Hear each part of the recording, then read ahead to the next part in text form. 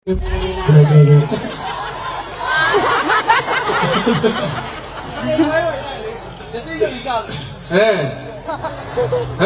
ni ba တခုကြာမြန်မာဇာတပင်လောကရဲ့အငွေ့အသက်တွေမငားခဲ့တဲ့မြန်မာနိုင်ငံမှာ2025ခုနှစ်အစွမ်းပိုင်းမှာစတင်ပြီးစပ်ဖွဲတွေပြန်လဲခေတ်စားလာပါတယ်။စစ်ဖွားများကြားကမြန်မာနိုင်ငံမှာပွဲကြည့်သူများနဲ့တင်းရကြီးလူသားနေကြတဲ့ဇပ်ပွဲငတ်သူနေဟာပေါ်လာကြပါတယ်။အောင်စပူဇာတပင်နဲ့စမ်းရည်မူဇာတပင်တို့ဟာခေတ်လိုင်းနေဖေးချော်ကြလာပါတယ်။ဇလောကသားတွေထမင်းဝါဖို့လန့်စာပြန်တွေးချိန်မှာစားကွက်လူမဲ့နှင်းစင်ငိတ်အဖိုက်ရလဲပြန်လဲအငင်းကားဖို့ထွက်လာခဲ့ပါတယ်။ဇလောကသားတွေကြားအပြိုင်ဆိုင်ညီမှုနဲ့အောင်စပူဦးဟာကပြဖျော်ဖြေကြမှုမှာ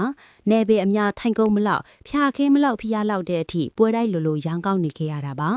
ထိုထဲမှာအောင်စပူမင်းသားဟာမြင်းနဲ့တူတယ်လို့အပြောခံရသလိုမီဒီယာများဆွညစ်တိုက်ခိုက်ခြင်းကိုခံရမှုအများဆုံးထင်နေခဲ့တာပါ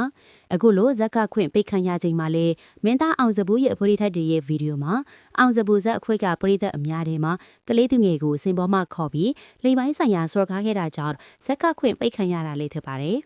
အခုချိန်မှာတော့အောင်စပူပရိသတ်အများစုနဲ့အတူအင်တာဗျူးတိုင်းမှာငိုပြနေတဲ့အောင်စပူမင်းသားကျော်လူဟာဇက်သပင်ဘဟုရဲ့စွန့်ပြတ်ချက်ကိုမကျေနပ်ဖြစ်နေကြပါတယ်။မမြတ်တာတဲ့စွန့်ပြတ်ချက်ဖြစ်တယ်လို့ပြောကြပြီးမင်းသားမင်းသမီးနာမည်ကျော်တွေတောင်လာရောက်အားပေးကြတဲ့အောင်စပူဇက်သပင်ဟာအခုချိန်မှာတော့ဇက်ကခွင့်တင်းနေအပိတ်ခံခဲ့ရပြီဖြစ်ပါတယ်။